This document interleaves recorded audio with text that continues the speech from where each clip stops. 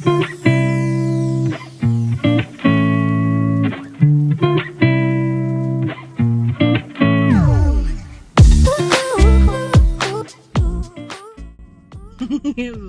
day 2 for the cafe Planathon. I did do a little bit last night. I just didn't go to the cafe. I reprinted my papers and like an extra copy of them, stapled them together, took all the other ones that had little paper clips, stapled those, and then got all that ready. And I didn't go to bed till probably about 4 or 5 this morning, which wasn't great. Well, I didn't go to sleep till then. I was already in bed scrolling on YouTube, of course. And then, let's see, what other procrastination did I do? Oh yeah, I woke up this morning and immediately jumped back on there and played some games and all that. But anyway, woke up around 10, it's now 11:59, so I wasted 2 hours. It's not bad-ish, but that's something I have to work on. But I'm looking forward to it, man. Like, I feel a lot better today than I did yesterday. So whatever funk was going on with my brain is done and over with. And like, I still have like little reminiscent bits of it, but I'm like, I want to actually just go up there without my laptop, just my phone, just my bag of random stuff. And then last night, hilariously, Tommy wanted to come in there and talk to me while I was in the room, while I was just working on getting everything stapled and taped together. And he's like talking about one of these movies or series or whatever that he had watched recently. And he's really good at recapping, and he's a natural storyteller, just not in writing. Like, he's a verbal oral storyteller. And oh my god, I was like, dude, you need to sit down, like, stop where you're at, sit down and let's have a conversation over this on camera, because this would be perfect, because this would be like entertaining to other people, and all you gotta do is just talk to me. You don't gotta be all special or nothing. He's like, no. He's like, I got things to do, and ran off. I was like, man, come on, don't be so shy. We could use my Kanban wall as a background or whatever. But he's like, no. So he's camera shy. I have gotten him to goof off a little bit on camera before. Sorry, I'm trying not to get my hand on the thing. I'm just trying to readjust here.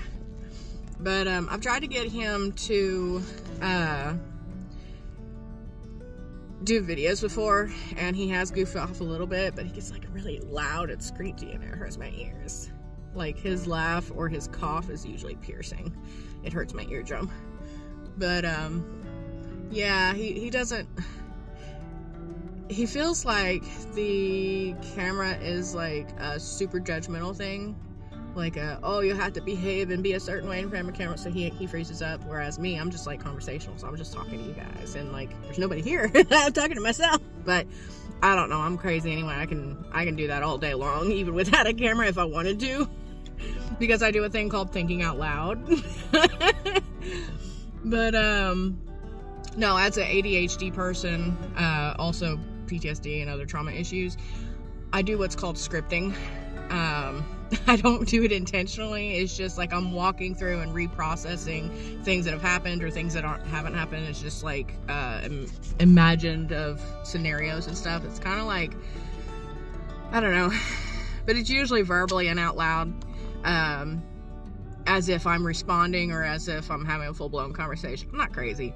I don't hear voices. I don't respond to them. But no, I do a lot of processing, and that's ADHD thing, so that's fun. But camera, it's basically the same thing for me. So just talk to you guys. Usually I'm not as animated as this. Usually when I do the scripting thing, it's much quieter, kind of mumbling. Like, I hear the tones in my head, like how my voice would fluctuate, but it's not animated like this. So, oh man, unless I'm mad, in which case sometimes I'll get loud and just reprocessing the same shit, and like, I could have said this, or I could have said that, or if I'd had the guts and the spine, I'd have said this instead. But oh man, I don't know. Anyway, enough talking about the crazy. I'm gonna head over to the cafe. I go to Harper Mountain. It's one of my favorite places here in town. Probably won't order a coffee. I brought waters, but I'm gonna order a water starting off. I I haven't eaten yet, but I don't know, I may end up coming home for lunch or whatever. So anyway, peace out for now. Until the next clip. By the way, how do you like our little Ahsoka that's on the mirror? He wanted to get another Mandalorian. I was like, no, you already have a Mandalorian. Why would you buy another one? And let me go ahead and hit the blinker. Nobody's behind me. I'm gonna sit here. I'm not gonna drive until. But I was like, you don't need another Mandalorian. There we go. Hold this so I'm not paying attention. There we go. Clip that up there. Anyway. Yeah, he's like, but I want another one. And I'm like, you don't really need to be grabbing a crap ton of the same thing, so stop it. I tease him every now and then about the autism in a loving way. I'm like, stop it, you autistic F. I'm not saying the full F word because, you know, YouTube and try to keep it people friendly. But I was like, stop it, you autistic F. Oh man, I was like, you don't need to focus on the same thing or get 1,000 of the same copies of the same thing. Like for him, Spider-Man is one of his big ones. He has probably 18 different copies of the Spider-Man figure, and that drives me nuts. I'm like, just buy one and call it done. And like, you don't need that many. And it's like every time a new Spider-Man movie came out, he would buy another one because it would be a different version. I'm like, take a picture, put it in a scrapbook thing, man. And now he collects them and puts them on the shelf, and it's just like having 1,000 eyes staring at you. And I'm like, nah, that's too much for me, man. Just keep it on those shelves and don't let it spill over. And then I'm still battling it on it, but anyway. Yeah, I know the Ahsoka thing, I was like, at least make it something cute so that it's something I can appreciate a little better as well. And then you can be like, oh, I have something around that my wife loves too, instead of just only your own stuff. So he went with that after I said something like that. I was like, I like Ahsoka, so there you go. Anyway. Ooh, another stoplight. Yes. I just remembered, I saw something really cool on one of the YouTube shorts last night. Apparently, they used to use ash in bread, and that's why they called them ash cakes. I did not know that. Like, I knew that baking powder, I think that's like some sort of a yeast, like off of wine or something. I don't remember. But that mixed with a vinegar or something else, there's a couple of things you mix together and it would make it the bread rise because the air bubbles.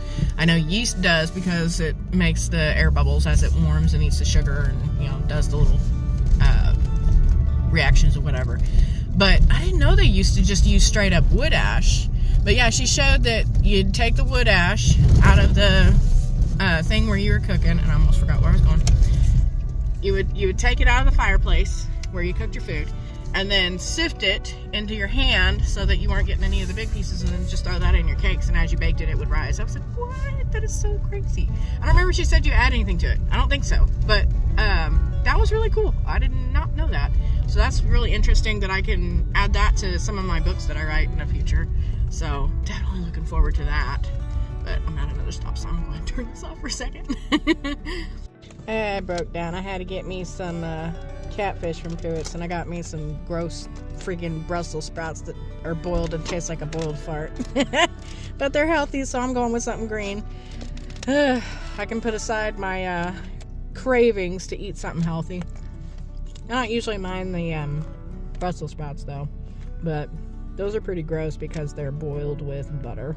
And but best way I've ever found to have those is cut them in half, drizzle some oil over them, and then have those andouille sausages sliced and then put on the upper portion of the half so that their oil will cook down into them. And then all you got to do is create like a sweet and savory sauce on the side. So I did candied sassafras, melted it down with a tiny bit of star anise, I don't know, I usually say anise, star anise oil, and then or extract, like a tiny bit, goes really far. And then I'll put a little bit of rosemary, tarragon, and a couple other things, and I use that as like the sauce over them and drizzle it over the top. Oh my God. Like my mother-in-law and my husband hate Brussels sprouts. I didn't get to try it on her, but Brussels sprouts is like a curse word in our family, and I am the only one that likes them, you know, as long as they're cooked right. And I made that and then gave them, you know, Tommy some, and he inhaled all of his plate and then the rest of my plate, and that was all we had was sausage and these gross little farts. But yeah, no, he loved it, and I haven't made it since. That was like 6 years ago. I'm gonna have to make that again because that was delicious. So you could take gross ingredients and make them good if you cook them right.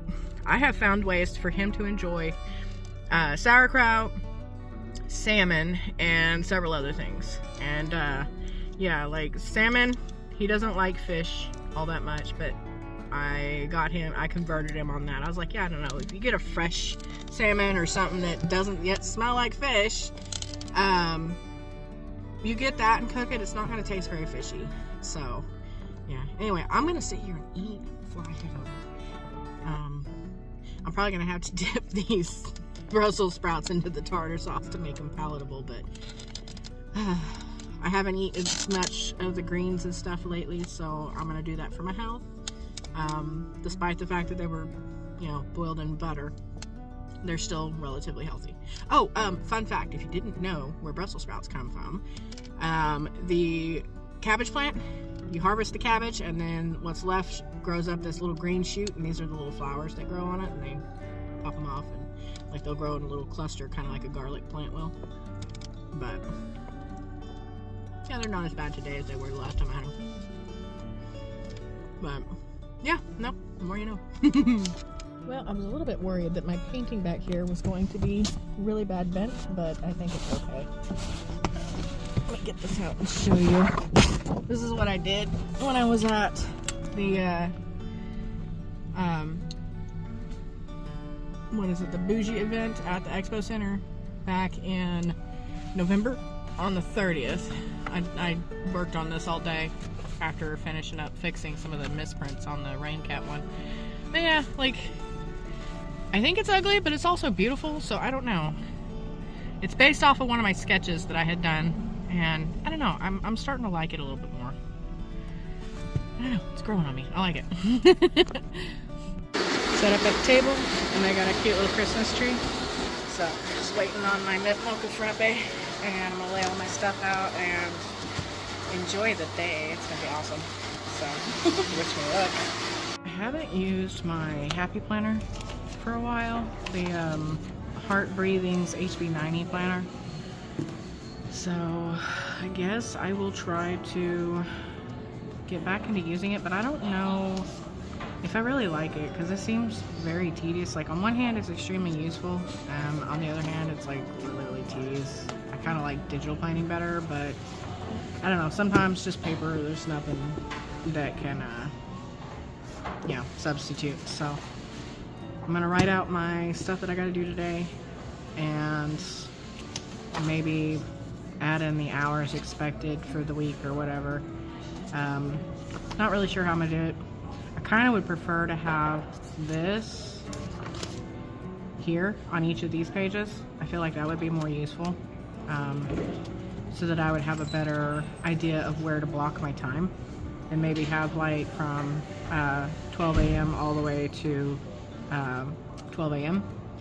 across it. I feel like that would probably be more useful for me as far as blocking out time, because then I can kind of do it like a daily little what is that called?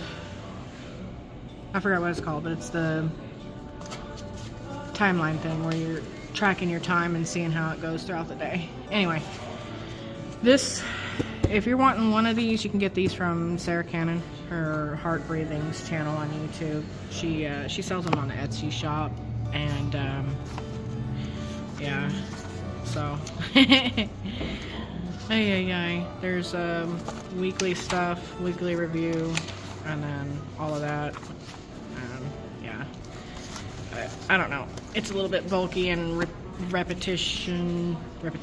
I don't know, words are not working with me today, but I'm gonna try to plan out what all I need to do today. Usually I should be doing this in the morning, typically, and I've got a tiny little notebook for it, but I don't know. But I also had made these blank pages that match it to go with it. Oh, I have it upside down. Of course I have it upside down. And let's see. I've got a lot of random stuff in here, but just wanted to open up some blank paper. I'm gonna have to go through there. This way I can take my notes. And then I've also got the extra notebook over here. And then like something that I do that's really important for me is color coding. So all of my important tasks or goals or whatever are always under a specific color code, and it's almost always the same.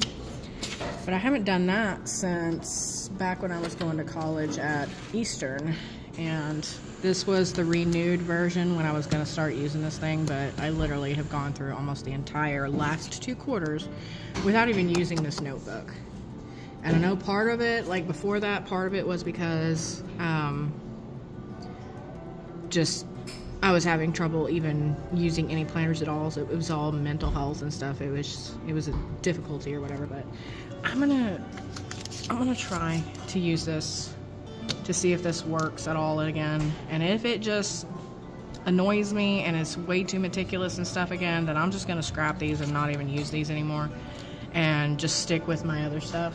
But if it helps, it helps. If nothing else, then I will take her idea with this and move it over to here and then just do it that way, because then technically you wouldn't even need this appointments thing unless you were just wanting to write down the appointments, because you could actually move all of this over or use this as a notes page, and then like 12 to 12 you'd have all your stuff, and then it's already blocked out, and then like all your different tasks and stuff, and then just color code according to whatever. But yeah, I don't know.